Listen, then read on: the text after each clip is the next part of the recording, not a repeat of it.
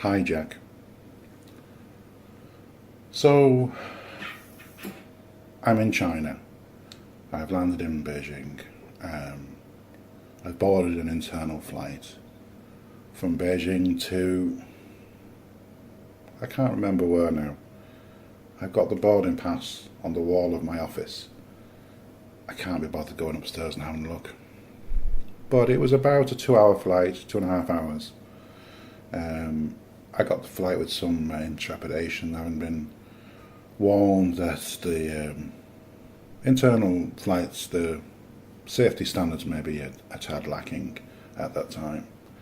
But that didn't stop me anyway. I got on the plane, and for 2.5 hours it was the strangest experience. There was nothing in English, of course, and maybe it's arrogance to think there should be any English, of course, because this is China. Most of the passengers were Chinese. Well, all 180 odd passengers were Chinese, bar two, me and the guy I was sitting next to. It's quite odd how we ended up sitting together. I don't believe he made a beeline for me and I made a beeline for him, but we sat next to each other, and the conversation must have been quite dull because I don't remember any of it. What I do remember, there was no safety briefing. That was quite interesting, and there was no word from the cockpit. There was no announcements or anything like that. I think the seatbelt sign was on all the time, but it seemed to be optional for most people. People did seem to get up very quickly after we took off, and some were still standing as we came into land. There was about halfway through the flight, there seemed to be some sort of commotion. Obviously everybody was talking Mandarin, I think. Definitely wasn't English anyway. And there was two air hostesses who were looking quite agitated and running up and down the aisle. And it gave us a bit of cause for concern. I think I discussed this with the guy next to me, but I can't remember a word of it.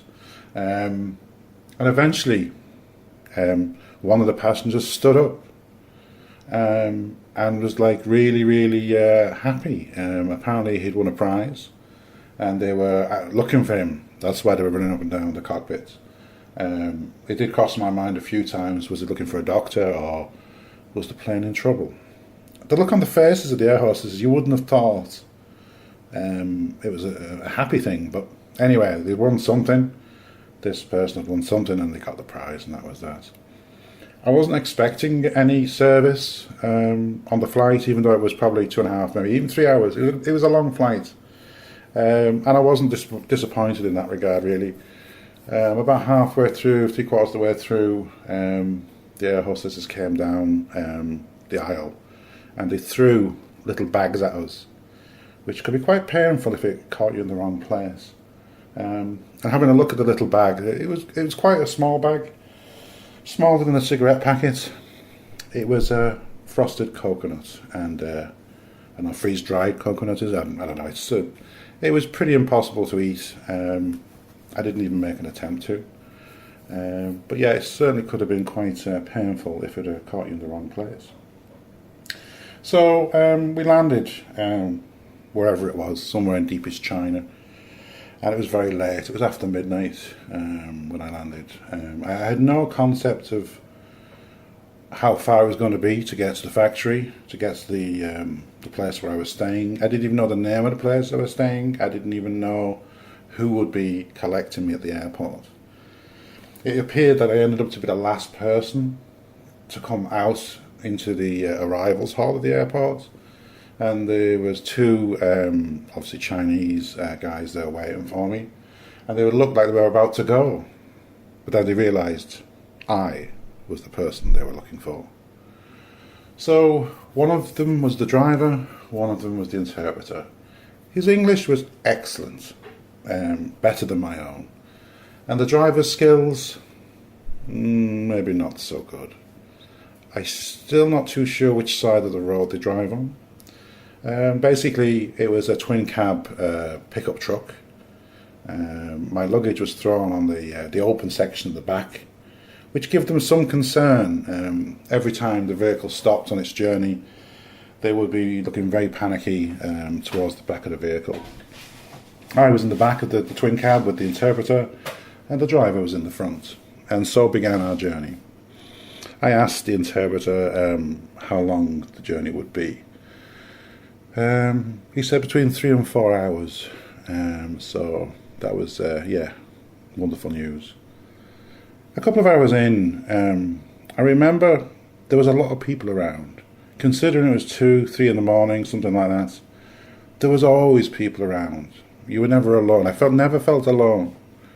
Even when I was staying in the apartment overlooking the iconic paddy fields with the ox, there was always people in the fields, working the fields. It was quite incredible. But as we went along in this journey, but like I said, about halfway through, I think it was, we approached a very large bridge across a river. But before the bridge, there was a group of people, a very large group. I think it was all men, but it was very, very dark. It seemed odd to me. They appeared to be standing pretty much in the middle of the road, not blocking the bridge as such, but in a round group of people. And as our vehicle approached, and there wasn't that many vehicles around at that time of night. There wasn't that many vehicles around during the daytime either, but and the roads were pretty rough. As we approached this group of people, the vehicle started to slow down, but didn't stop. And the crowd of people surrounded the vehicle and started banging on the side doors, at which point the driver started to accelerate away.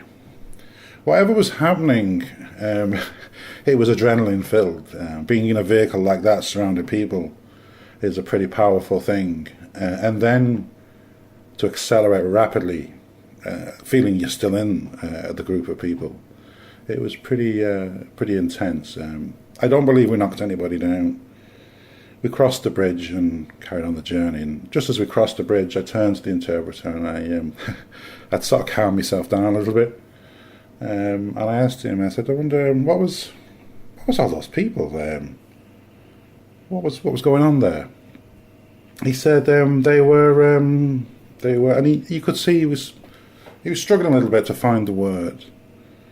There was, what do you mean? What was they doing like, And he says they were trying to take the vehicle without our permission. Oh, you mean hijack?